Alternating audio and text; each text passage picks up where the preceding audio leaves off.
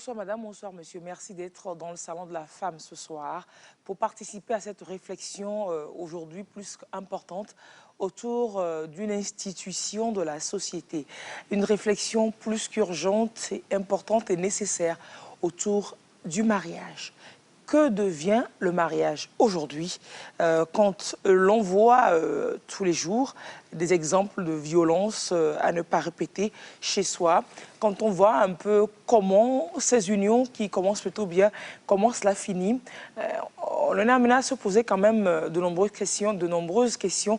Et ce soir, je pose ces questions justement à mes invités ici au plateau que je m'en vais vous présenter. J'ai choisi d'avoir donc des religieux, d'avoir aussi un expert, une personne ressource qui étudie les humains, la société, les comportements humains, un sociologue. Et puis nous avons un témoin qui va nous partager un peu avec nous, je veux dire, son expérience. Je m'en vais de ce pas dire bonsoir à Père Pierre-Marie Chanel Lafognon. Bonsoir, madame. Merci, mon père, de partager ce plateau avec nous ce soir. Vous êtes prêtre diocésain, vous êtes aumônier national des cadres catholiques du Togo. Et ce que l'Église catholique pense du mariage, est-ce que le mariage devient aujourd'hui? Est-ce que l'Église constate cela? Et quelle est sa position dessus? Est-ce que l'Église entame ou bien pense entamer des réflexions sur le sujet? Vous nous direz tout cela au cours de ces échanges. Merci. Merci d'être là une fois encore. À vos côtés, nous avons M. Guy Kokou Ahiagno. Il est formateur en prévention et gestion des conflits. Il est de l'Église évangélique presbytérienne du Togo. Merci, M. Ahiagno, d'être parmi nous. Et vos formations en gestion de conflits, en prévention de conflits, les principes peuvent s'appliquer aussi bien dans le couple aussi, non? Bien sûr, bien sûr. Vous en accompagnez des gens? Ça marche, ça réussit? Oui et non. Ils se tapent moins? Notre souhait, c'est qu'ils ne se tapent pas. Même pas un peu, voilà. Allez, nous avons Madame Touré Koukbadia Oualatsou, épouse Corégonde avec nous. Vous êtes enseignante, vous, au lycée islamique de Lomé, et puis membre de l'association nationale des femmes musulmanes du Togo. Vous nous direz si au niveau des musulmans également, il y a la violence dans le couple? Partout, il y en a. C'est malheureux. Le micro. On prendra soin à chaque fois de ne pas oublier d'avoir le micro. Généralement, nous avons des micros qui ne vous demandent pas autant d'attention, mais ce soir, particulièrement, on fera attention au micro. L'expert, le sociologue parmi nous ce soir, c'est M. Kofi Pochou. Merci de partager ce plateau. Le sociologue que vous êtes, est-ce que cette question du mariage, de comment ça se passe de nos jours, est-ce que cela vous interpelle un peu? Est-ce que vous constatez qu'il y a une certaine évolution, même si c'est dans le sens négatif du mariage? Vous constatez? Oui, si. Il y a une évolution du mariage dans les sociétés actuelles. On ne peut pas nier. Mais on ne peut pas nier. Voilà. Et ce n'est pas pour honorer toujours la race humaine, cette évolution-là. Ça ne nous honore pas. Ça ne nous honore pas. Non. Voilà. Pourquoi ça se passe comme ça? Qu'est-ce qu'il faut faire? On commencera d'en parler. C'est une émission qui est pensée à être faite en plus d'un numéro. Donc, on ébauche la discussion dès ce soir. Nous avons dans le salon Madame Rolande Sepopo Nicole. Merci d'être avec nous, Madame. C'est moi qui vous remercie. Alors, vous êtes enseignante également. Vous êtes maman de plein de jeunes depuis de nombreuses années, étant enseignante et très proche des élèves. Vous êtes femme, ça se voit, mariée. Vous avez été aujourd'hui divorcée. Ça a été un choix, c'est ça?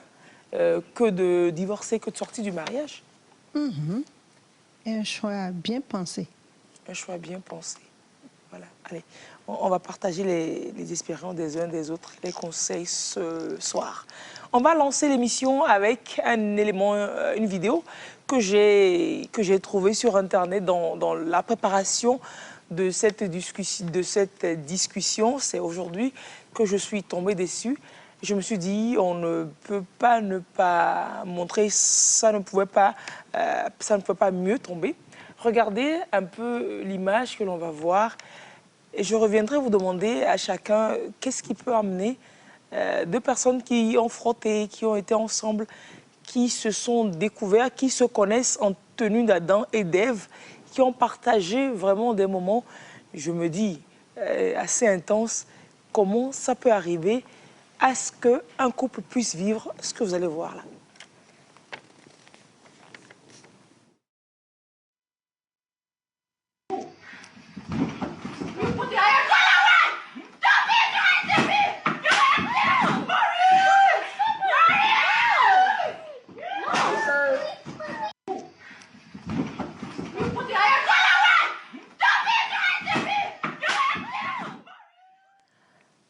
Bon, on peut pas parler de mise en scène parce que tellement l'image est violente, tellement les gestes sont violents. Et sans doute, certains couples vivent plus violents que ça. Ces deux personnes, sans doute, c'est un couple qui, sans doute, vit ça. Le sociologue nous dira que c'est la nature humaine qui évolue aussi, aussi bizarrement, qui entraîne ça, ou je ne sais pas. Merci. La question du mariage ou des violences conjugales aujourd'hui est inscrite parmi les questions modernes cruciales. Donc, les violences que nous venons de suivre dans votre élément ne sont pas effectivement des choses inventées, ne sont pas un montage, mais c'est des réalités. Il faut rechercher les causes, surtout dans le monde moderne où nous vivons actuellement. Vous savez que le mariage a pris d'autres formes, le mariage s'est muté. En fait, le mariage, c'est l'acceptation de l'autre sur trois aspects sociologiquement, l'aspect culturel, l'aspect économique et l'aspect juridique. Dans nos sociétés d'hier, je ne dirais pas société traditionnelle, parce que de plus en plus on confond la société traditionnelle à la société moderne en Afrique, pensant que la société traditionnelle c'est le village. Non. Au village, ce qui est moderne en ville est moderne, au village, ce qui est traditionnel en ville est traditionnel. Au village également. Mais aujourd'hui, il faut reconnaître que les mutations vers lesquelles nous allons, il y a beaucoup plus une domination de l'individualisme. Et cet individualisme qui arrive à effriter les trois constantes du mariage avant. C'est-à-dire que lorsqu'on prend l'aspect juridique, l'aspect culturel et l'aspect économique du mariage, il existait une uniformité autour de ces trois niveaux-là, de manière que lorsque je suis animiste ou lorsque je suis pratiquant d'une religion africaine, ce qui est très probable, je vais épouser une femme de cette religion-là. Lorsque je pratique l'agriculture, ma femme pratique l'agriculture. Et sur le plan juridique, c'était des lois traditionnalistes qui unissaient les couples. Donc, il y a une harmonie à ces trois niveaux-là. Mais de nos jours, c'est une diversité qu'on constate. Le plan juridique, par exemple, vous allez voir que forcément, il faut aller à la mairie pour aller signer. Avant, ça ne se faisait pas. C'était par consentement auprès des sages, des familles. Et il y a déjà une leçon, il y a déjà une école que le couple suivait. Ce qui fait que... Une préparation au mariage. La préparation au mariage. Et puis, après la préparation, il y a une communauté qui suit quand même pratiquement chaque couple. Il y a le travail ensemble, il y a la communauté qui fait que vous ne pouvez pas battre votre femme. Si vous le faites, c'est-à-dire que la société vous condamne. Aujourd'hui, au nom de l'individualisme, au nom de la technologie, au nom de l'évolution que connaît la société, je n'en suis pas contre, mais il faut faire des adaptations à chaque niveau. Nous regardons tellement, par exemple, ce qu'on a vu là, quelqu'un peut le reproduire. Si lui a pu taper sa femme, je peux aussi taper ma femme. Avec un fer à repasser, voilà. Je peux aussi le... Alors, sur le plan juridique, lorsque vous allez devant les juridictions, donc ça met du temps pour situer les responsabilités. C'est vrai que les lois, en quelque sorte, protègent un peu les femmes, Mais dans la société d'avant, il est très difficile d'en arriver là parce que la communauté va intervenir depuis. Directement. Alors, vous vouliez dire que ces violences conjugales n'étaient pas aussi prononcées avant? Ce n'était pas prononcé parce que il y avait ce que nous appelions une communauté de femmes, c'est-à-dire que la femme de mon frère, c'est ma femme. Et donc, lorsque je sens, il y avait même des mécanismes pour pressentir la violence venir. Vous savez, il n'y avait pas les clôtures. Il y a cette communauté-là. On n'était pas cloisonnés, chacun chez lui. Voilà. Mais aujourd'hui, je reviens encore là-dessus, au nom de l'individualisme, même ma femme, c'est mon individu. Je peux la frapper, ce n'est pas l'affaire de l'autre. Et ça continue. Oui, c'est l'affaire des droits de l'homme, entre autres, non? Puisqu'il y a plein de choses de nos sociétés traditionnelles que nous avons adaptées. La différence est qu'aujourd'hui, il faut attendre d'aller vers le droit. Or, dans la société d'avant, les gens vont intervenir avant que le coup n'arrive. Vous voyez un peu. Donc, ces mutations ne sont pas à la faveur de la protection de l'institution du mariage aujourd'hui. Mais il ne faut pas aussi parfois exagérer, parce que nous voyons les mariages tous les samedis dans les mairies. Après, on ne voit pas les divorces derrière. Voilà. On ne voit pas les divorces. On ne voit pas les divorces derrière, effectivement. Et puis sur le plan économique, il faut aussi noter que le mariage avait pour objectif avant de forcément donner des enfants pour des activités économiques agricoles. Mais aujourd'hui, avec l'éducation, on nous montre que le mariage ne doit plus forcément viser à faire des enfants.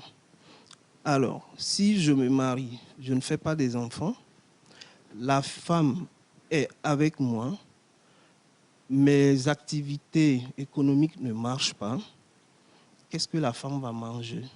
Nous n'avons pas d'enfants qui, avant l'enfant, c'est une richesse. C'est une caisse de sécurité. Donc, en retour, l'enfant ne ramène pas de la richesse dans le couple. La femme aussi ne me sert à rien. Donc, ça peut monter la tension de l'homme et ça agit sur la femme. Mais nous ne devons pas perdre aussi de vue que la violence conjugale ne va pas seulement du côté de la femme. Il y a aussi la violence de la femme sur l'homme. Voilà. Il y en a vraiment. C'est vrai. Alors, on va voir un peu la perception des trois grandes religions du Togo sur le mariage. On va commencer par Madame Touré, Madame Koubadia Oualatou. Qu'est-ce que... Koubadia. Koubadia. Oui, c'est Koubadia, c'est pas Koubadia, c'est vrai. Alors, qu'est-ce que le mariage chez les musulmans? Merci Tatalis. Avant toute chose, je rends grâce au Seigneur de l'univers pour la période que nous, musulmans, nous traversons. Et je profite pour souhaiter bonne suite de Ramadan à tous les musulmans, à toutes les musulmanes. Surtout, nous sommes dans la dernière décade où c'est l'intense spiritualité. Et j'implore Dieu qu'il nous assiste davantage. Je fais également un clin d'œil à mes frères et sœurs de la chrétienté qui viennent de sortir de leur période de jeûne et de Pâques. Et que Dieu nous assiste tous. Bien. Et au-delà de ça, je glorifie le nom du Seigneur qui a rendu licite le mariage et illicite la fornication, le concubinage, l'adultère. Et sur le terrain religieux, eh bien, le mariage est une recommandation divine, islamiquement parlant. C'est une recommandation divine et c'est également une exhortation du prophète de l'islam, Mohammed sallallahu alayhi wa sallam. Ça veut dire paix et salut sur lui. Et c'est la même chose que nous disons pour tous les prophètes, pratiquement bien. Et donc cette pratique, ce que Dieu a décrété pour l'être humain, ne date pas d'aujourd'hui, nous le savons, c'est depuis notre ancêtre, le prophète Adam. Sur lui le salut, parce que nous savons qu'il a été créé ensuite... la femme a été créée à ses côtés. Voilà, à ses côtés. Pourquoi? pour une complémentarité. Donc, et à ce stade, qu'est-ce que le mariage? C'est l'union de deux êtres qui s'aiment. Et mon frère, le sociologue, vient de parler de la mairie tout à l'heure avec les mariages qui se célèbrent. Là, on dit le mariage pour le meilleur et pour le pire. Donc, islamiquement, le mariage, ça se prépare de façon depuis la famille. Et ensuite, ça ne se célèbre pas s'il n'y a pas les témoins. Ça ne se célèbre pas sans l'agrément des parents. Ça ne se célèbre pas sans avoir payé la dot à la femme. Donc, il y a tout ce qui entoure le mariage, si bien que par rapport aux violences, il y a déjà des garde-fous avant la célébration du mariage. Dans les familles, oui, donc, au niveau communautaire, déjà les garde-fous contre la violence. Oui, pour la célébration du mariage. Des garde-fous comme quoi? Oui, comme les témoins. Ok. Les témoins qui doivent faire leur travail. Parce qu'on ne peut jamais dire que dans un couple, il n'y a pas de problème. Non, il doit en avoir. Et à l'image de nos dents et de la langue qui se tapent dessus, mais qui sont toujours dedans. Bien, donc, quelque part, les témoins, leur rôle, c'est de veiller à ce que ce mariage-là se passe... ce soit bien. Dans la paix. Donc le choix des témoins est très important. Alors oui. Ce n'est pas des gens que l'on D'abord l'accord des parents. Oui. C'est pas comme aujourd'hui. Par exemple, qu'est-ce qui se passe? Peut-être ce sont les futurs mariés qui vont conclure ce qu'ils ont à faire et ensuite les parents sont avertis. Non, c'est une préparation à la base, conformément comment s'appelle, à la recommandation islamique. Donc, par rapport à ça, n'importe comment, avec cette préparation, avec ces garde-fous dont je viens de faire mention, eh bien, ce sont là des éléments pour la continuité du mariage. Pour accompagner les époux, éviter que cela ne rentre dans certains excès de comportement malsain. Et il faut toujours avoir, comment ça s'appelle là, pour commencer, c'est le couple même, la femme et son mari doivent se dire, nous sommes unis et nous devons vivre ensemble et comme ça. Et d'ailleurs, il faut faire un effort pour que, même s'il y a des mésententes, que ça ne soit pas, je ne sais pas, il faut arriver à trouver... Cela. Voilà, à trouver un consensus pour que cela puisse continuer. Parce que dans ce mariage, par la bénédiction de Dieu, des enfants naîtront. Donc, vraiment, il faut que la base soit assainie pour que ça puisse convenir à tout un chacun. C'est ça. Ce n'est pas facile. Ce n'est pas évident. Oui. il faut se mettre toutes les chances de son côté. Alors, quelle est la vision? Quelle est la portée du mariage chez vous, les évangéliques, M. Ariagnon? Elle est la même pour tous les chrétiens. La vidéo que nous avons vue montre une réaction au conflit. Là où deux personnes sont. Ce qui est normal. On ne peut pas éviter le conflit. Mais c'est la réaction face à ce conflit que nous condamnons et qui pousse à cette utilisation de la violence. Et dû au fait que la préparation dont Madame a parlé, les gens ne sont pas préparés ou bien préparés pour entrer en mariage. Mais donc, oui, allez-y. Le mariage, c'est une union légitime entre deux personnes. Et si nous pensons au premier mariage tel que institué par la Bible, c'est Dieu qui a trouvé qu'il n'est pas bon pour l'homme d'être seul. Donc le mariage a pour but de lutter contre la solitude et ensuite la procréation. Donc ces deux buts sont importants pour pouvoir conduire le mariage à son bon point. Tant que nous ne maîtrisons pas cela, nous aurons toujours des problèmes. Et maintenant, la gestion de ces problèmes, c'est autre chose. C'est autre chose, c'est ça. C'est autre chose C'est carrément. complètement autre chose. Donc le mariage a aussi des caractéristiques. C'est un état honorable. Il faut honorer le mariage. Et le mariage exige fidélité. De la part des deux conjoints. De la part des deux. De la part des deux. Et il y a aussi une obligation dans le mariage. Ton corps ne t'appartient plus. Le corps de l'autre ne lui appartient plus. Il n'y a pas d'habeas corpus si, dans le mariage, non? Voilà.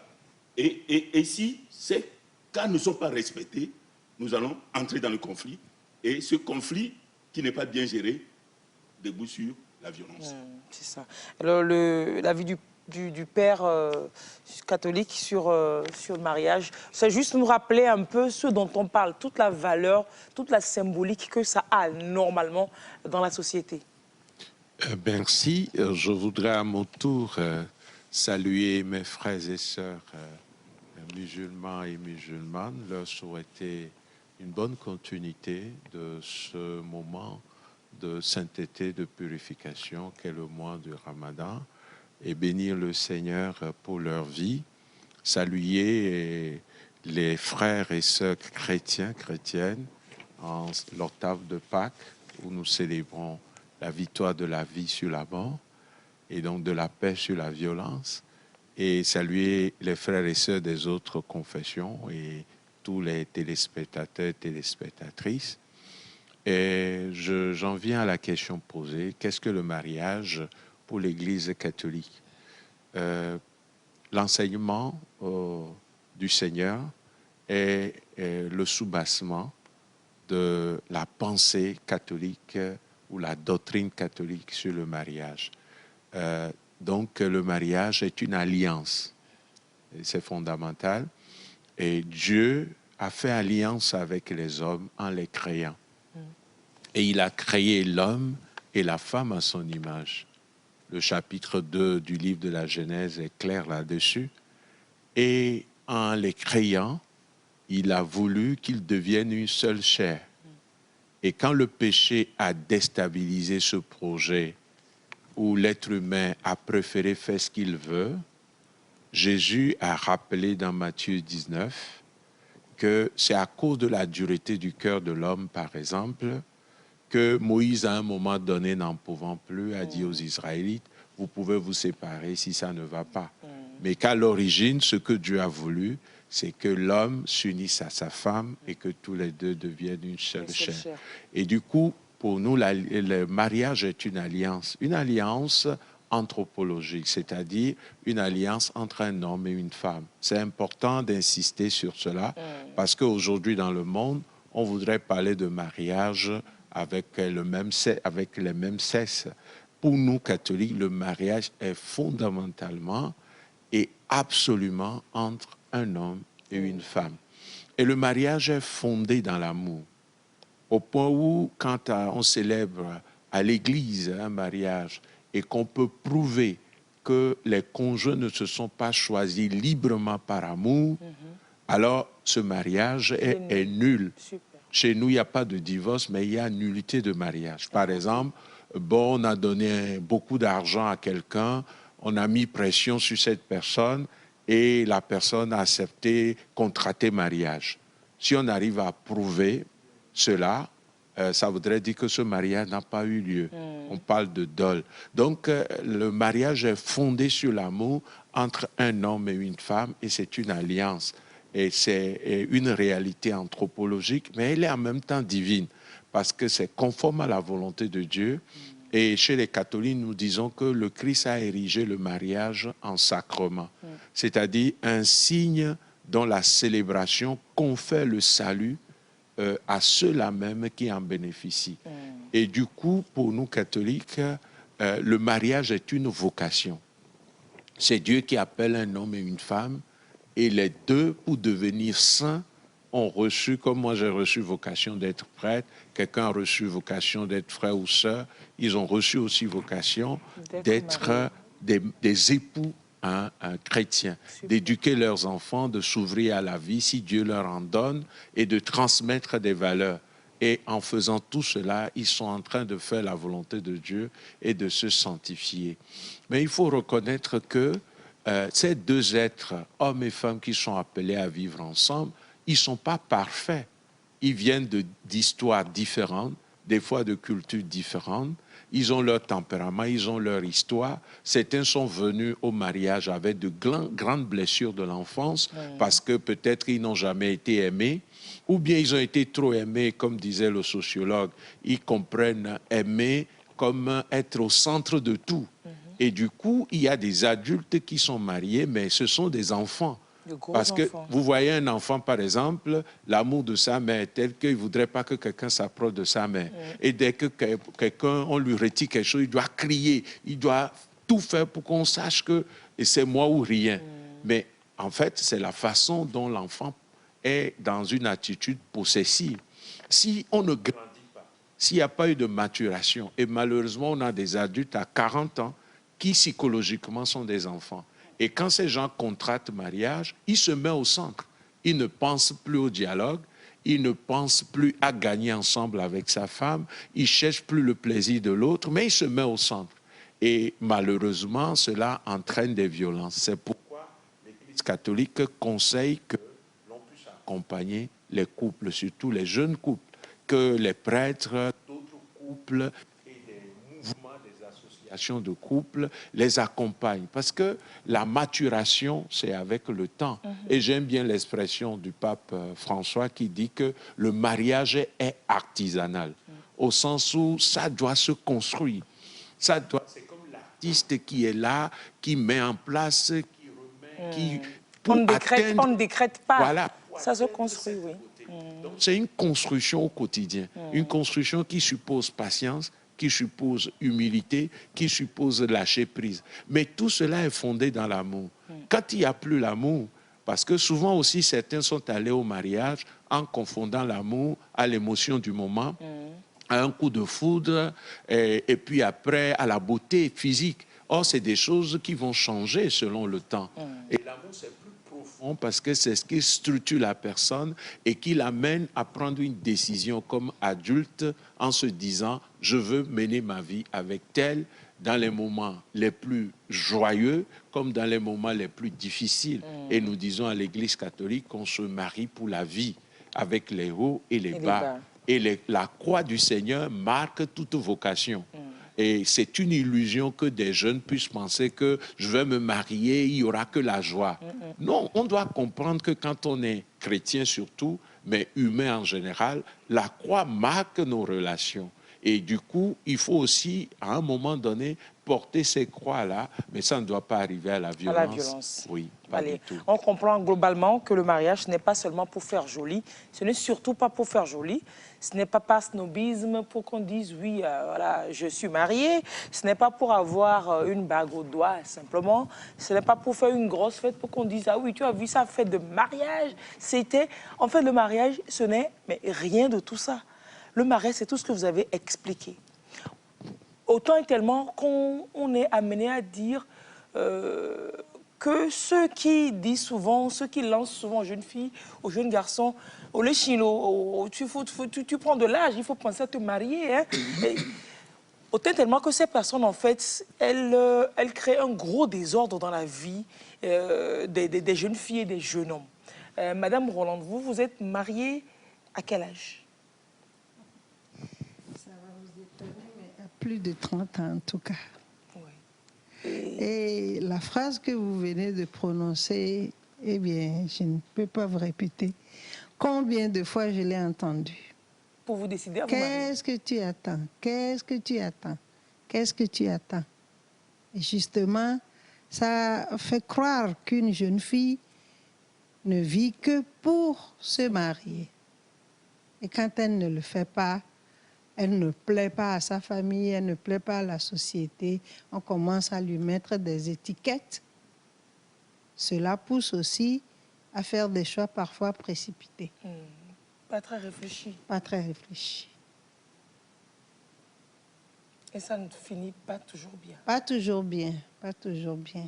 Alors globalement, vous, votre expérience du mariage, si vous deviez la résumer? Je dirais que c'est une expérience à vivre. Que c'est une expérience à vivre. Le fait de m'en être sortie de cette façon ne me permet pas automatiquement de dire aux gens ne vous mariez pas. Ça n'a pas marché pour moi. Mais j'ai bien vu des cas où ça a marché. Est-ce que vous pensez que si vous n'aviez pas peut-être reçu une certaine pression, vous aurez peut-être pu prendre du temps à mieux choisir le partenaire? Non, je ne sais pas. je ne me serais peut-être pas mariée, tout simplement. Okay. Parce que ce n'est pas tout le monde qui doit automatiquement se marier. Le père l'a dit, il y a les vocations. Donc, ce n'est pas une fatalité que de Ce n'est n'être pas marié. on reçoit tellement de pression que parfois on se dit, bon, allons-y. Et ça, cette phrase-là ne devrait jamais sortir. Je veux avoir la paix, je choisis quelqu'un pour avoir la paix. Avoir l'équilibre, avoir un nom ajouté à l'autre nom. C'est ça. Un nom ajouté à l'autre nom. Une femme dans la société sans mari, ça fait classe, ça fait pas joli. Réussite sociale. Qu'un homme aussi sans femme, c'est pas évident. On se trompe en pensant cela. Le mariage de cette façon. Alors, vous êtes d'accord, M. Yagnon? Bien sûr. Bien sûr, je suis d'accord. Je dirais même que moi aussi, au début, je n'avais pas voulu me marier. Vu l'expérience qui m'entourait, et je ne croyais pas au mariage. Et donc, je me suis fixé un objectif. Si à 35 ans, je ne me marie pas, je ne me marierai plus. Et bizarrement, c'était une prière que je faisais sans savoir. C'est à 35 ans juste que je me suis marié. 2 semaines de plus. J'ai eu 35 ans. 2 semaines de après, plus. Allez, je me suis marié. heureusement, c'est après hein, que vous vous êtes rappelé je que... me suis rappelé que, effectivement. Mais je ne regrette pas. Je ne regrette pas parce que je vis de bons moments. À côté de mauvais moments également, c'est la vie, c'est le yin, le yang. Ça fait partie de la vie. Oui. Ça fait partie de la vie. Et c'est la façon de savoir conjuguer ensemble. Si vous arrivez à ce niveau, il y a un jeune qui dit comment vous faites pour être ensemble jusqu'à 27 ans. Donc tu vois un jeune qui pense comme ça maintenant. Parce qu'en fait, c'est ce qu'on voit autour de nous, c'est ce qui se dit, que c'est compliqué. Quand quelqu'un se marie, on se dit, oh, bah, pourvu que ça dure. Voilà, on le dit même dans les célébrations, on dit, ah, pourvu que ça dure. Vous êtes avec des amis, on dit, oh, est-ce que ce mariage va durer? Mais ce qui est bon aussi, c'est que même ceux qui ont fait l'expérience, la mauvaise expérience, je n'ai jamais vu une femme dire à sa fille, ne te marie pas. Oui. Ça veut dire quelque part que le mariage est une bonne chose. Mais c'est la façon dont ça se fait. Il a dit au début, on se prépare mal au mariage. Quand on reçoit les pressions, déjà, qu'est-ce que vous pourriez dire par rapport à ces pressions? Parce que j'imagine qu'il y a plein de personnes qui nous suivent, qui doivent se dire, Mava sera. On veut vivre pour plaire aux gens, pour plaire à nos parents. Non, nous devons vivre pour nous, hein, tout en respectant nos parents. Faire des choix. Malheureusement, aujourd'hui, ce n'est plus le mariage d'amour comme le prêtre l'a dit. C'est des contraintes de sécurité. Les contraintes de sécurité, que ce soit économique ou autre, on est guidé par des intérêts. Et ainsi, arrivé à un moment, si ces intérêts visés ne sont plus là, les problèmes commencent. Et donc, nous pourrons réussir au mariage si nous adoptons les étapes. Nous ne survolons pas. Nous acceptons qu'on nous accompagne. Malheureusement, on n'a pas de structures, on n'a pas de conseillers dans le cadre sociologique pour accompagner les jeunes. En même temps, ce n'est pas comme si les couples qui sont accompagnés ne se séparent pas non plus. Parce qu'il y a des couples bien mariés à l'église, accompagnés par des associations, etc. Et qui l'accompagnement va plus loin. L'accompagnement là va plus loin. Parce que quand on veut, dans mon église par exemple, quand un jeune veut se marier, on l'accompagne. Le pasteur rencontre les deux pour leur dire certaines choses qu'ils ignorent. Et je dis, sur ces rencontres-là, on doit dépasser la Bible. On doit venir à la réalité. Parler du budget familial, parler des enfants qui vont nombre venir dans le d'enfants qu'on veut, couple. des sexes, pour que quand ça arrive, qu'on ne s'étonne pas. Et si on n'en a pas, comment procéder? Nous devons analyser ces cas et on doit pousser les gens à poser ces problèmes entre eux et à discuter. Malheureusement, Anticiper sur tout ça. on ne le fait pas. Et ils sont surpris quand ils commencent le mariage. Voilà, ils ne sont pas préparés et ils réagissent. Ils réagissent. C'est là où le plus souvent on utilise la violence, surtout quand on n'a pas la capacité de patienter et de discuter. Voilà. C'est la violence qui est la solution. On croit. Regarde la vidéo avec un fer à repasser, on tape et on ne ressent rien. C'est pas normal. La personne n'est plus elle-même. L'humanité a un peu bougé, a disparu un peu de ce corps-là. Et donc, nous devons, pour revenir à ces mariages stables, commencer par penser à comment accompagner les jeunes couples pour que le mariage soit stable et réussi. Alors, Pierre, mon père Afonio, d'arrêter de foutre la pression aux jeunes, va te marier, quoi.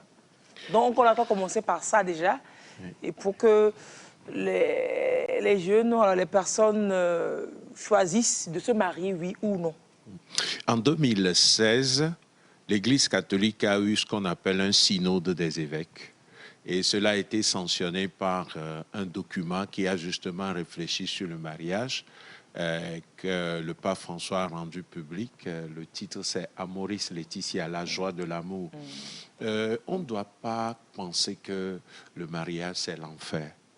Parce que c'est Dieu qui l'a voulu. Et comme disait tout à l'heure madame, beaucoup sont aussi épanouis en portant les croix dans le mariage. Et quand on dit à des jeunes filles ou à des garçons, il faudrait que tu te maries, si ça devient vraiment une pression, une forme de menace, je pense que et les parents et ceux qui le font doivent rectifier la façon d'exprimer ce souhait. Mais des fois, c'est de simples souhaits. Parce que nous venons de réalités culturelles où le mariage est valorisé. Nous venons de traditions spirituelles ou religieuses où le mariage est valorisé. Qui n'aimerait pas transmettre ce qui vient de Dieu? Nous-mêmes, nous sommes le fruit du mariage. Mais on ne peut pas l'imposer. Et il faut le dire haut et fort. Tout le monde ne peut pas se marier. Pour différentes raisons. Des fois, c'est au niveau psychologique. Et aujourd'hui, on peut le démontrer, il y a des blessures tellement graves dans l'enfance que la personne ne peut pas se gérer elle-même.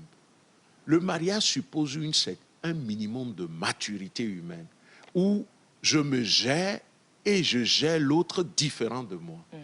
Or, excusez-moi, il y a beaucoup qui sont malades, ils ne le savent pas et qui contractent mariage.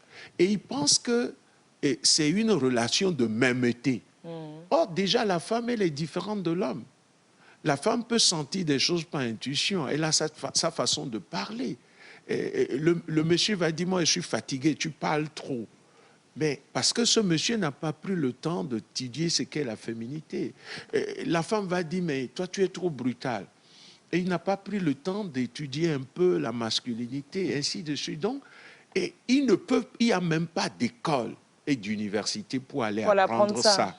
Donc, ça fait partie de l'existence. Voilà pourquoi les aînés doivent accompagner les plus jeunes. Et les jeunes doivent avoir l'humilité. Quand on se marie nouvellement, ou bien quand on est jeune couple, il faut avoir l'humilité de se dire que nous sommes dans une construction. Et qu'il peut y avoir des erreurs, il peut y avoir des échecs, il peut y avoir des souffrances. Mais je le redis, tout le monde ne peut pas se marier parce que, en dehors du niveau psychologique dont j'ai parlé, de l'histoire personnelle de chacun, il y a des gens même de par leur constitution physiologique, il leur sera très difficile de se marier. Et moi, je suis prêtre, je suis célibataire. Je suis homme à part entière comme tous les hommes. J'ai toutes les facultés, mon corps fonctionne. Qui répond normalement. Je suis un homme normal. Oui. Mais dans l'Église catholique, par exemple, pour que le prêtre soit disponible pour servir les hommes, mais il lui est demandé d'embrasser le célibat. Je parie que dans notre société, il y a plein de gens qui peuvent faire du bien à la société, s'occuper des orphelins, s'occuper des enfants d'autres, faire tellement de bien pour la société, et que ce qui leur apporte la joie, ce n'est pas nécessairement d'être époux ou d'être épouse. On doit apprendre à leur concéder ça. Parce que le mariage ne peut pas être une imposition. Et je vais lire le numéro 214 de ce document qui dit « Nous devons reconnaître comme une grande valeur qu'on comprenne que le mariage est une question d'amour, que seuls peuvent se marier ceux qui se choisissent librement et s'aiment. » Donc, il y a une question de choix. Quand on dit chaque fois à une jeune dame, il faut te marier, il faut te marier, est-ce que c'est son choix? Est-ce que c'est ce qui habite son cœur? Est-ce que vraiment librement c'est ça? Si elle a choisi d'être célibataire, le célibat n'est pas une malédiction. Et c'est ici où moi j'interpelle aussi des pasteurs, j'interpelle aussi des prêtres qui vont donner des enseignements complètement erronés. Je les défie à ce qu'ils puissent montrer dans la Bible où est-ce que le célibat est une malédiction. Ce qu'il ne faut pas, c'est de mener une vie de désordre.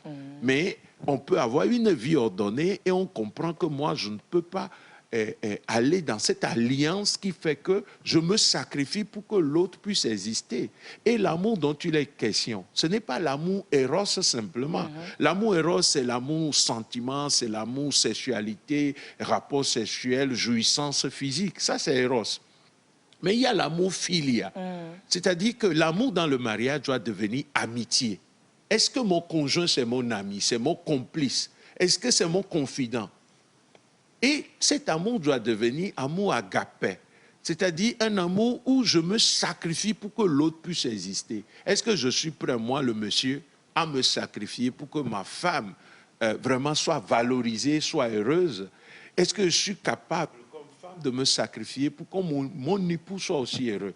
Qu'est-ce qu'on observe? Des fois, c'est l'époux qui se sacrifie et la femme s'en fiche, ou bien c'est la femme qui se sacrifie et l'époux s'en fiche. Et ce n'est pas possible. L'amour de Eros qui passe par l'amitié philia doit se déborder en amour agapé qui est sacrifice pour l'autre. Si on n'est pas capable de se sacrifier pour le bien de l'autre, il ne faut pas aller contre. Il ne faut pas aller fatiguer l'enfant de quelqu'un. Voilà. Il faut l'apprendre. Alors, vous, au niveau de l'Église catholique, par contre, le mariage semble tellement sacré que sans le mariage, on n'a pas accès à certaines sphères. C'était peut-être aussi une contrainte de se dire il faut que je partage la Sainte Seine avec le Christ. Si je ne me marie pas, j'irai pas. Voilà quoi, je n'aurai pas ma communion. Je me trompe peut-être. Hein? Non, non. En réalité, je ne sais pas pour les autres confessions chrétiennes, mais pour l'Église catholique, le célibataire n'est nullement obligé de contracter mariage avant de vivre pleinement sa foi, de prendre des responsabilités dans l'Église et d'accéder à l'Eucharistie ou à la Sainte Table. Okay. Mais c'est quand on se met en situation de concubinage que la parole de Dieu nous demande de sortir de cette concubinage, parce que on ne peut pas être enfant de Dieu dans la doctrine chrétienne en général, catholique en particulier. On ne peut pas être enfant de Dieu, on ne peut pas être baptisé sans vivre la vocation. Le mariage étant une vocation, si vous vous mettez ensemble, vous êtes en concubinage, vous devez régulariser votre situation, soit en vous séparant, en prenant la route du célibat, ou en régularisant. En vous mariant. Voilà. Mais l'Église ne fait obligation nullement qu'on puisse se marier avant d'accéder à des... Moi, je connais en paroisse des membres de conseil, des membres d'associations et tout, qui sont célibataires. Les gens peuvent parler, mais je pense aussi que chacun doit se connaître. Si le célibat était une malédiction, Jésus-Christ c'est un maudit, et puis nous les prêtres et les religieux, nous sommes des maudits. Le célibat n'est pas une malédiction. Saint Paul n'était pas marié. Il a fait ce choix et il n'était pas marié, mais Saint Pierre était marié, d'autres apôtres étaient mariés. Chacun doit pouvoir se connaître et savoir le choix qu'il fait, et non se marier sous contrainte sociale. Par complaisance, ne pas se marier pour faire plaisir à quelqu'un, ne pas se marier pour se dire, pour avoir la paix. Alors, Monsieur Pochou, sociologue, quelles sont les réflexions aujourd'hui, actuelles, que vous pensez que l'on doit poser concernant le mariage? Merci pour la question. Je voudrais revenir, avant de revenir à votre question, sur certains propos du révérend père, des propos que je partage entièrement, sauf que, parce qu'il y a des téléspectateurs qui nous regardent, nous avons besoin du mariage dans la société. Nous avons besoin des enfants pour assurer la relève. C'est ça. Ce n'est nullement pas, je crois que c'est son intention. On n'encourage pas le célibat. Non. Mais il ne faut pas forcer quelqu'un à aller au mariage. Mais il faut l'accompagner. Il ne faut pas que les téléspectateurs comprennent que le prêtre a dit, il ne faut pas se marier. Non. Parce qu'on a besoin des enfants pour devenir prêtre. Oui, justement, parce que mon père, si on ne se marie pas, comme vous le dites, si on choisit le célibat, c'est-à-dire qu'on ne va pas faire d'enfants, c'est ça? Oui, il a très bien précisé la pensée. Je ne suis pas en train de faire la promotion du célibat. Non, je suis en train de montrer que le mariage est une valeur, je l'ai dit, c'est une alliance, elle est de nature même divine. Et donc, c'est une bonne chose de se marier. Mais on ne peut pas se marier sous contrainte.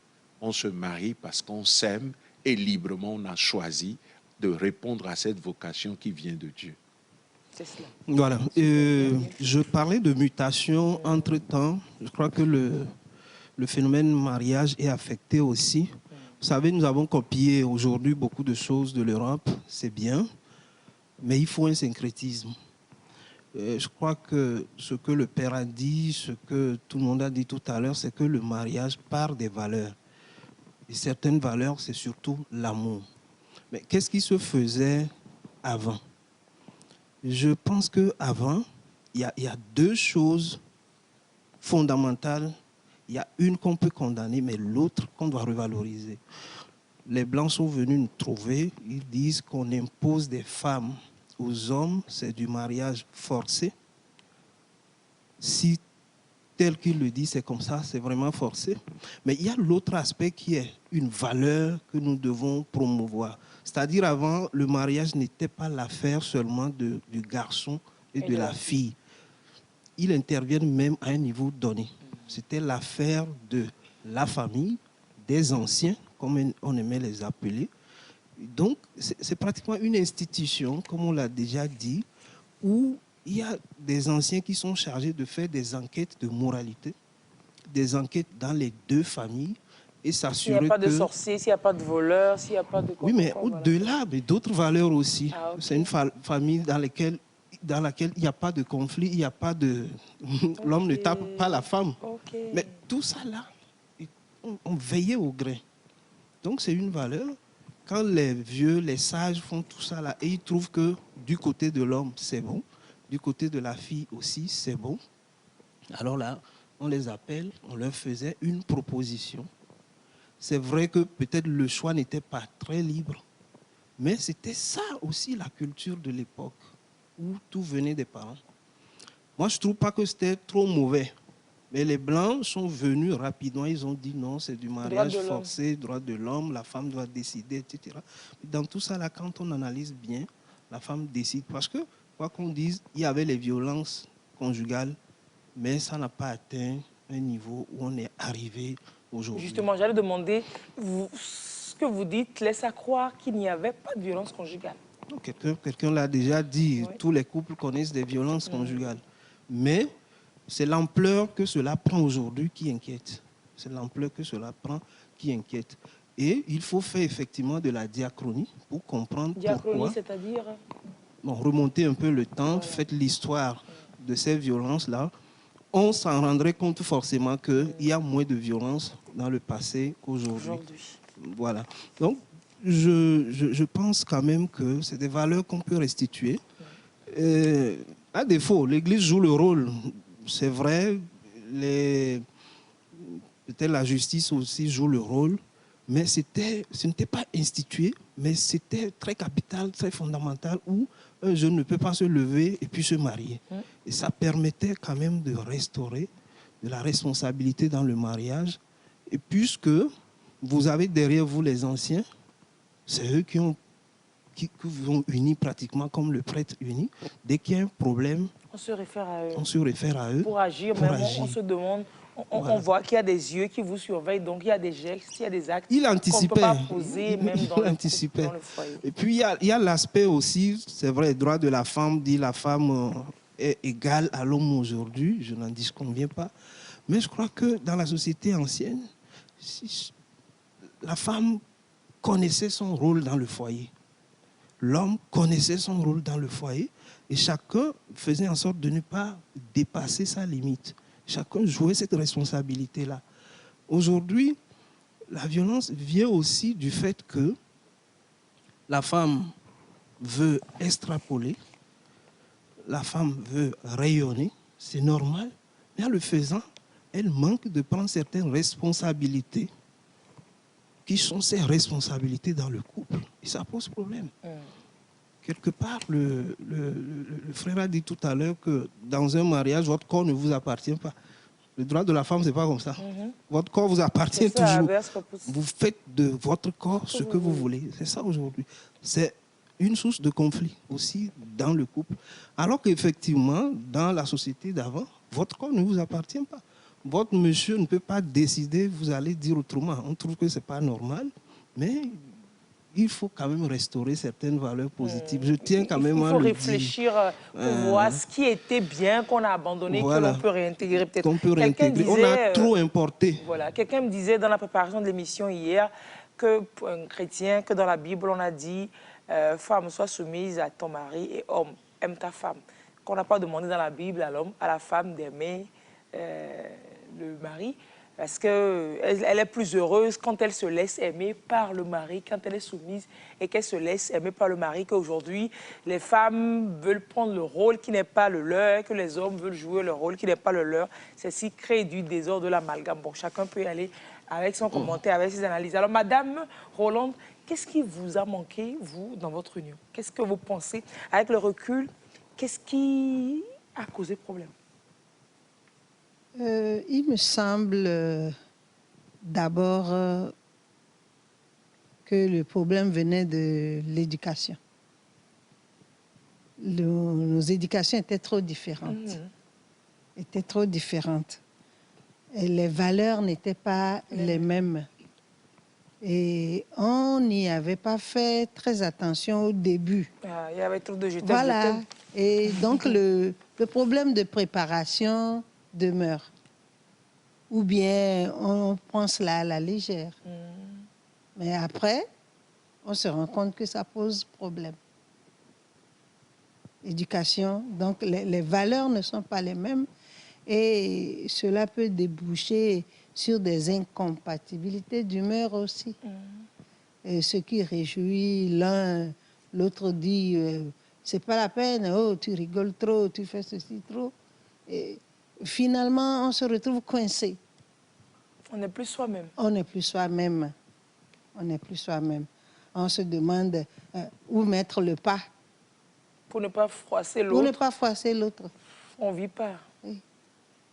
Et j'aime bien quand dans notre langue traditionnelle, on appelle ça esseron. C'est-à-dire? Et j'ai l'impression que ça veut dire étude. Asron, oui, c'est une école de vie. Et du départ jusqu'à... Il y a des gens qui ont vécu 40 ans ensemble, hein, mais qui ne se connaissent toujours pas encore très bien. C'est toute une école. Et il fallait prendre ça comme école dès le début, comme le prêtre, le père l'a dit. On y entre comme du matériau brut et on va apprendre à se construire. Or, dès le départ, l'idée est faussée parce qu'on croit être prêt. On croit tout savoir, voilà, non. On croit aimer suffisamment pour tout supporter. Mais c'est qu'on ne connaît pas ce qu'on entend par ce tout-là. Quand le tout prend des tournures, les blessures font que ça dégénère. Soit c'est le silence, soit c'est des réactions trop brutales. Trop brutales.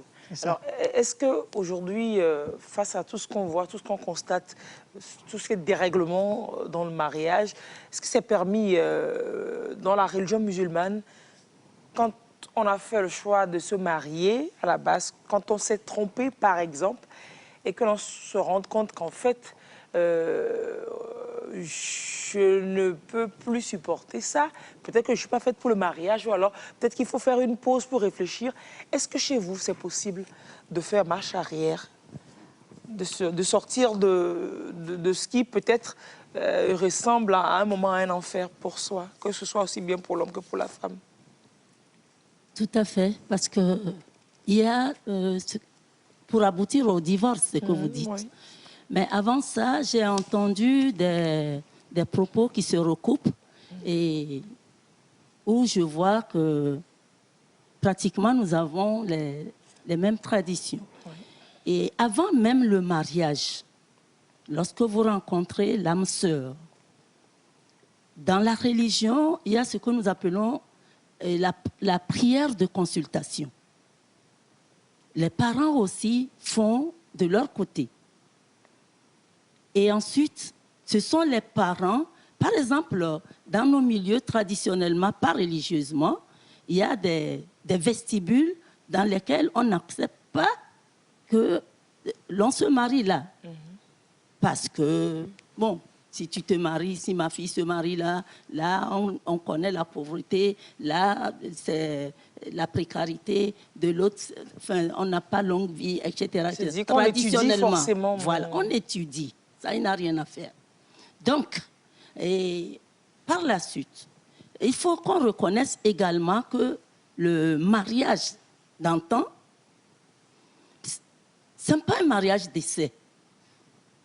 Tu entres quoi? C'est un mariage d'amour. Oui. Ce n'est pas un mariage d'essai. Aujourd'hui, nous assistons au mariage d'essai. Je vais aller voir si je peux. Qu'est-ce que ça va donner? Alors que si je viens sur le terrain religieux, c'est une injonction d'Allah, de Dieu. Donc, c'est une adoration. Chez nous, c'est une adoration. Et l'homme, et qu'est-ce que c'est? Dieu a dit, de vous les hommes, j'ai créé pour vous les femmes, pour que vous trouviez tranquillité auprès d'elles. Et j'ai mis entre vous l'amour et la miséricorde. Alors, ça veut dire, quelque part, chacun doit connaître son rôle. Lorsque nous parlons d'égalité, importée d'Occident, nous avons l'égalité dans l'adoration de Dieu. Mais au-delà de ça, c'est la complémentarité. Chacun a son rôle. L'homme, c'est l'homme, la femme, c'est la femme. Et biologiquement, physiologiquement, le mariage s'impose. Et obliger la personne, deux personnes à se marier, les conséquences, on connaît. C'est ça qui aboutit parfois. Elle est là, ou il est là, mais les bureaux sont ailleurs. Elle est là, l'adultère vient... S'invite dans la relation. Oui. Si bien qu'il n'y a pas... Non.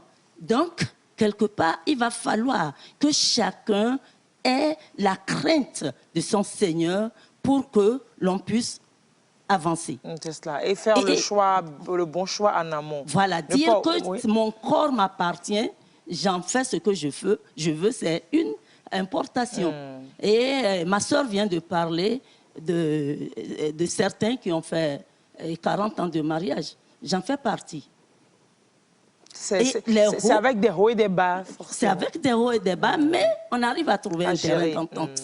À gérer. Oui. Alors, je viens de fêter mes 30 ans. Mes amis m'ont fait un collier emballé. Quand je l'ai ouvert, j'ai trouvé une carte sur laquelle ils m'ont présenté leurs vœux. Et vers la fin, ils m'ont écrit « T'es vieux, marie-toi ». Et bizarrement, dans la journée d'hier, la propriétaire de la maison me dit qu'elle va me trouver une fille. C'est le genre de ce qu'on disait tantôt, de ne pas se laisser embarquer dans des considérations de ce genre, en fait, parce que le mariage, ce n'est pas de la rigolade. ce n'est pas de la pagaille. C'est un contrat. Hein. C'est un contrat. C'est un contrat. C'est un contrat. Alors, oui, c'est une institution qu'aujourd'hui, on peut se dire qui a perdu pas de sa valeur, mais de son estime, de sa superbe face à tout ce que l'on voit et qui ne laisse pas forcément une très belle image aux jeunes qui devraient ou alors qui pourraient s'y aventurer. Les expériences que l'on vit dans nos familles, les enfants, dans le mariage de leurs parents, déjà ce qu'ils vivent, ça les traumatise assez. Les amis, l'entourage, Internet. Monsieur Guy Ahiagno, on est en train de descendre de cette première partie de cette série d'émissions qu'on va faire sur le mariage. Quelles sont les bonnes questions que l'on doit se poser pour savoir si l'on peut réussir un mariage, ou alors si l'on doit rentrer dans un mariage ou pas? Ou alors si on peut gérer, puisqu'il y a des conflits, forcément, qu'est-ce que l'on doit savoir sur soi? Quelles questions se poser? Quel examen faire sur soi pour voir si on peut rentrer dans un mariage, si on ne va pas aller empoisonner l'enfant de quelqu'un? Est-ce qu'il y a des questions à se poser? Ce que je vais dire, c'est tout part de l'éducation. Et le prêtre l'a dit, nous avons eu des blessures que nous traînons. Et si quelqu'un est blessé, qui ne se connaît pas, nous portons des masques, hein, et quand il va se marier, il va reporter des choses sur son conjoint. Et ce que nous devons nous poser comme question, quel est mon besoin? Moi, par exemple, je ne peux pas vivre la solitude. Depuis la maison, chez mon père, j'ai ma chambre, mais devant moi, il y a une terrasse et tous mes frères sont là. À l'université, c'est la même chose. Je n'arrive pas à vivre seul. Donc, j'ai un besoin. Je dois vivre avec quelqu'un. Donc, à partir de là, ça me pousse à me poser des questions. Est-ce qu'à un âge donné, je peux vivre seul? Et là, je sens que j'ai besoin de me marier. Et là, je décide. Donc, pourquoi est-ce que tu veux te marier? Il faudrait poser cette question. Bon, si tu es femme, est-ce que c'est pour avoir un habitat quelque part ou habiter? Est-ce qu'il y a avoir un homme qui va subvenir à tes besoins? Il faut se poser les bonnes questions. Et voilà. Et les questions sont importantes. Peut-être tu veux un homme tout fait.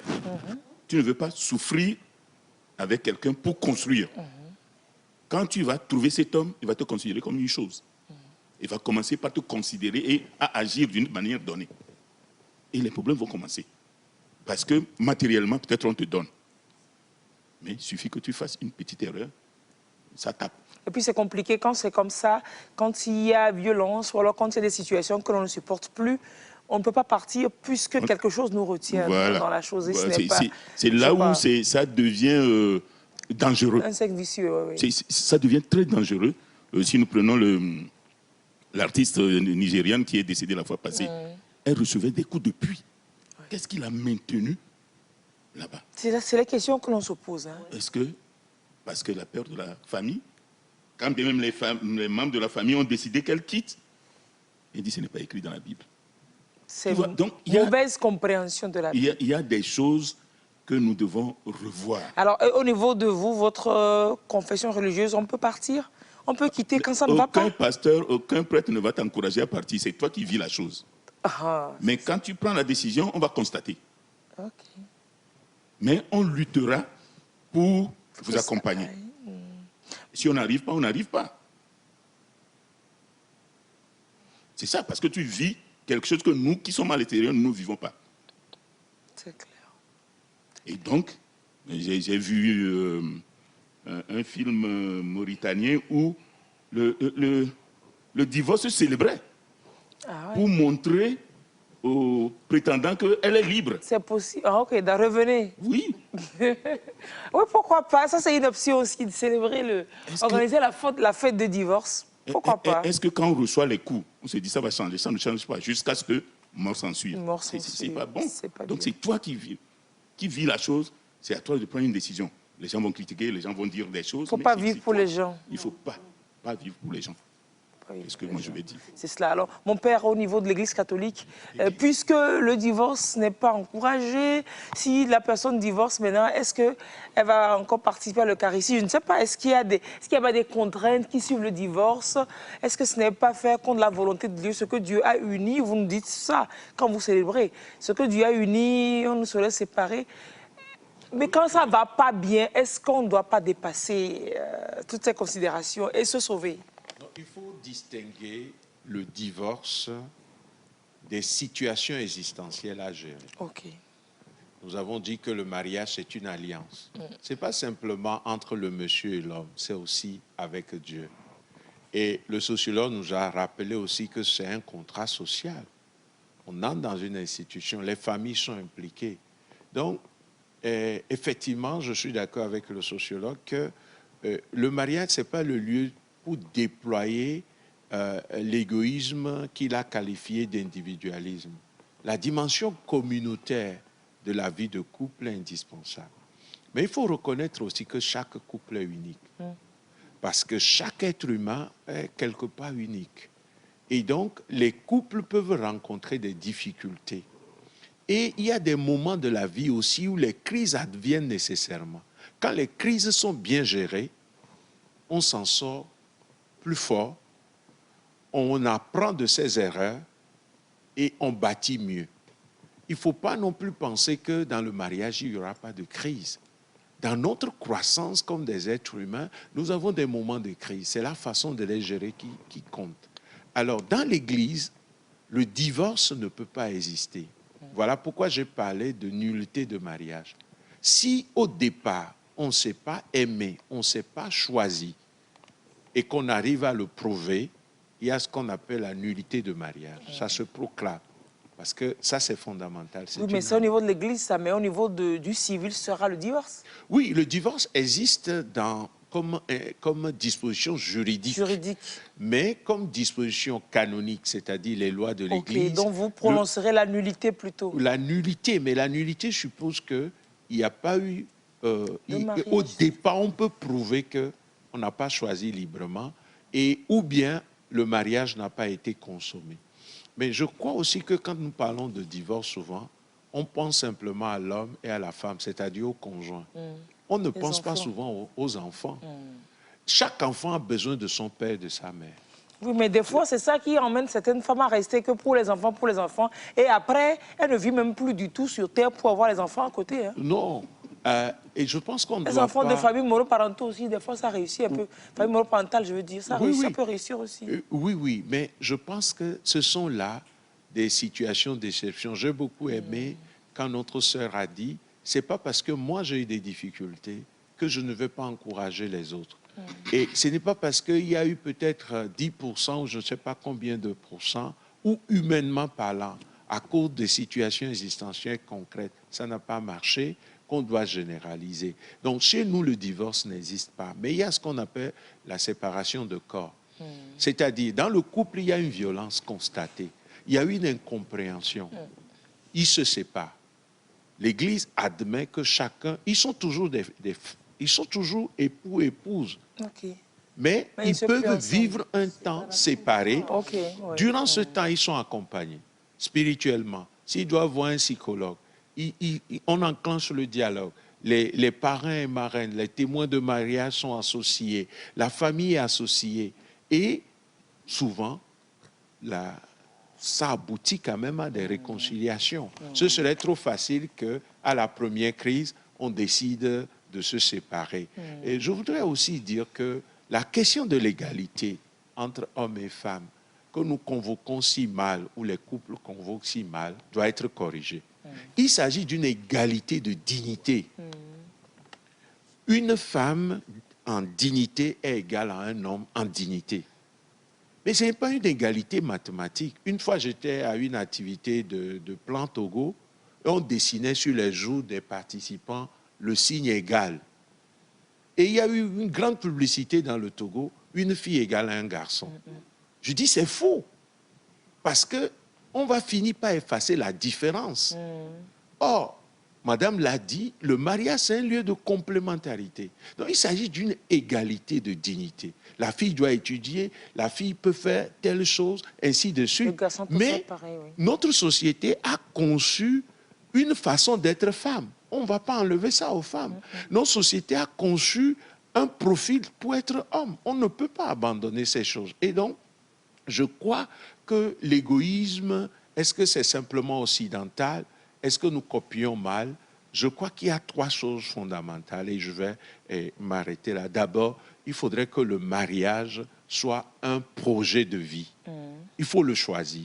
Et comme projet de vie, cela suppose que je puisse me connaître et que j'accepte que tout au long de mon mariage, mon conjoint va m'aider à grandir. Première chose. Deuxième chose, il faudrait aussi que le mariage épouse la dimension communautaire. On ne se marie pas seulement les deux, une famille vraiment séparée des autres. C'est un ensemble. D'autres familles sont engagées. Ça aussi, nous ne pouvons pas sacrifier. Et ça aide beaucoup dans la résolution des conflits. C'est très important. Nous sommes familles, plusieurs familles sont engagées dans le processus. Et la dernière chose, nous devons apprendre aussi ce qu'on appelle la communication non violente. Et dans le couple, on doit discuter. Et des fois, on peut disputer. Mais souvent, ça commence par la communication violente. La violence dans le couple commence par la violence verbale. Alors, est-ce qu'il n'est pas temps qu'il y ait des émissions, qu'il y ait dans nos églises, dans nos écoles, des enseignements en instruction civique, en ceci ou cela, sur ce qu'on appelle la communication non violente? Par exemple, je peux dire à quelqu'un, « Et toi là, tu me déranges. » Mais je peux lui dire, « Oh, chérie, vraiment, là, je ne suis pas vraiment disponible. Hein. » C'est la même chose. Je dis la même chose. Mais différentes façons. En communication violente, quand elle est violente, je vais dire, il faut me foutre la paix, moi je suis fatigué. Mais si je lui dis, mais chérie, tu sais, je suis totalement épuisé, s'il te plaît, est-ce que... Alors, il n'y aura pas de guerre. Donc, il y a un travail à faire dans notre société et les écoles, les églises, et la société en général doit opter pour une communication non violente. Et ça s'apprend. Ça ne vaut pas que dans le couple. Hein. Ça vaut globalement pour la préservation de la cohésion dans la société. Un aspect que j'aurais voulu peut-être qu'on aborde, mais on est en train de descendre déjà. On est à 3 minutes. C'est ce qui induit, on a parlé de préparation au mariage, mais de plus en plus aussi sous nos cieux, on voit que c'est la jeune fille qui tombe enceinte du garçon. Et puis ça veut systématiquement dire mariage. C'est des parents qui sont fâchés et qui, genre, dans notre vernacular, qu'on a, mais donc, ils offrent, la famille offre la fille comme ça à un homme qui a donc une fille à sa merci parce que la famille n'est plus derrière et qui peut en faire tout ce qu'il va en faire. C'est malheureux. Il faudrait peut-être faire comprendre aux familles que ce n'est pas parce que la fille elle tombe malheureusement enceinte qu'elle mérite d'être abandonnée comme ça à un certain sort. Monsieur le psychologue, vous réagirez peut-être et puis enchaînerez. Sociologue, oui. Non, vous l'avez bien dit, je crois que c'est des erreurs qu'on fait dans nos familles. Quand la jeune fille tombe enceinte, ce n'est pas synonyme de mariage. Il faut supposer que...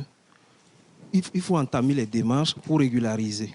Ce n'est pas bien, régularisation possible. Ce n'est pas bien aussi qu'elle reste en famille parce que ça va créer d'autres problèmes pour les femmes que les hommes de cette famille vont amener. On connaît tout ça là. Je voudrais quand même finir par le fait que le conflit est différent de violence conjugale et qu'un bon couple, sociologiquement, il faut aller au conflit au moins une fois chaque 3 mois. Pour avancer. Pour avancer. La communication non violente dont parlait le père, ça vient de là. Parce qu'il y a des gens qui n'arrivent pas à dire des vérités à leurs prochains lorsqu'ils sont en situation normale.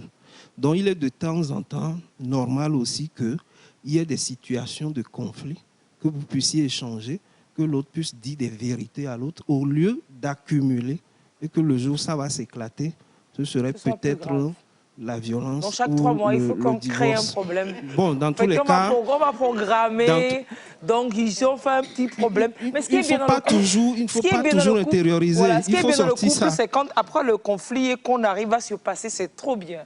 Oui, voilà. Donc ça après le conflit, ça devient nouveau. Qui n'a pas fait l'expérience. Voilà. L'autre source de... Certains provoquent les conflits, les violences pour pouvoir... avoir la solution derrière. Pour régler des problèmes. Avoir la solution derrière. C'est devenu une maladie pour certains. Hein. Non, c'est quand même bien de savoir que le conflit, c'est normal. Il joue un rôle positif. Positif dans le couple. toute société. Maintenant, c'est la gestion du conflit dans le couple. Voilà, qui est problème. Peut-être même qu'on en fera une émission, la gestion du conflit dans le couple.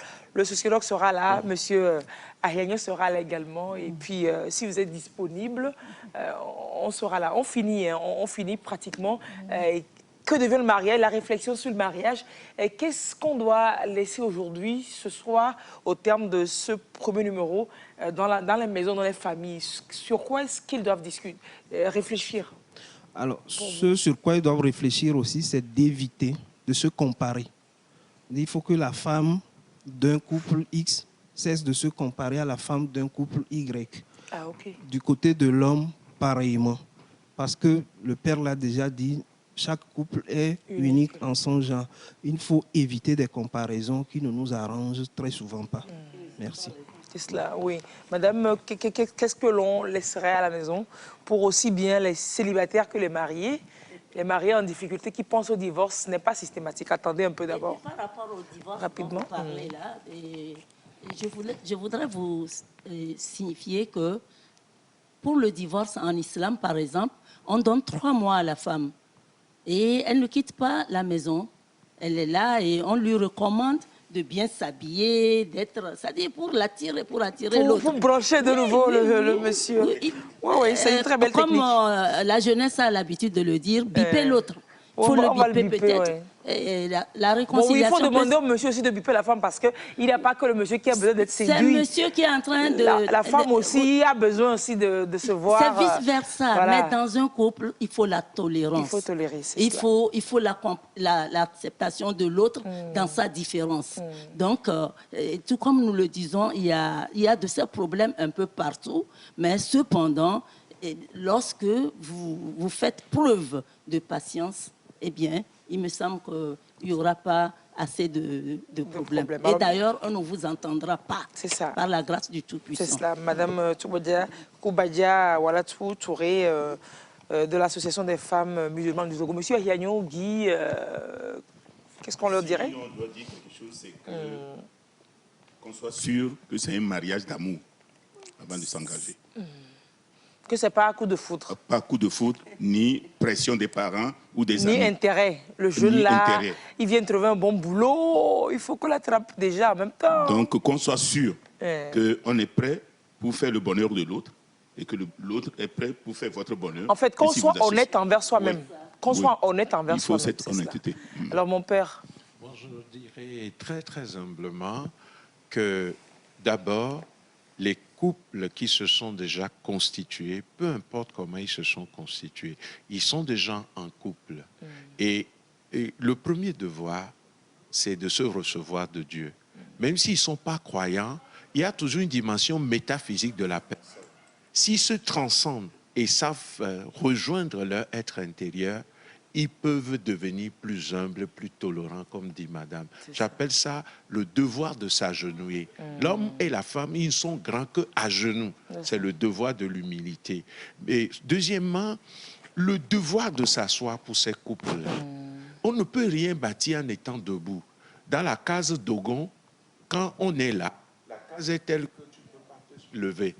Parce que durant les discussions, si tu te fâches, tu te lèves, tu vas cogner le toit et tu vas t'asseoir à nouveau. Assis. Donc, il faut être assis pour se parler. Le devoir de dialoguer, deuxièmement, et en dialoguant avec non-violence, on arrive à surmonter les crises, à surmonter les conflits. Et enfin, le devoir de se coucher. Je pense que c'est un devoir dans le couple. La question de dire mon corps, c'est archi faux. Et on s'appartient mutuellement dans le couple. Et il faut le devoir de se coucher. C'est le temps aussi de la réparation. Ce que l'autel est pour moi, le prêtre, le lit conjugal l'est pour ceux qui ont reçu la vocation de se marier. Donc, il ne faut pas jouer sur ce plan et il ne faut pas écouter toutes les théories des coachings sans fondement qu'on nous sert tout le temps sur ce plan. Allez, la semaine prochaine, je pense qu'on va aborder le coaching. Madame, vous serez avec nous la semaine prochaine. On a besoin de vous. Et puis, pour tous les invités qui sont disponibles dans ce panel aujourd'hui, on poursuivra la discussion jeudi prochain dans ce salon autour de la même thématique. La suite donc de l'émission sur la réflexion sur le mariage. J'ai bien l'impression que 2 séances ne suffiraient pas. Hein. C'est tellement profond. On verra bien comment faire avec ma hiérarchie. Madame, merci énormément d'avoir été là. Chers invités, merci d'avoir partagé cette soirée avec nous. On donne rendez-vous aux téléspectateurs jeudi prochain à partir de 21 h en direct sur la télévision togolaise. Rediffusion de l'émission mardi matin vers 8 h 30, 9 h. Vous recevrez donc cette émission que nous compléterons jeudi prochain dès 21 h. Passez une très belle soirée sur la télévision togolaise. Tout de suite, le journal de la nuit.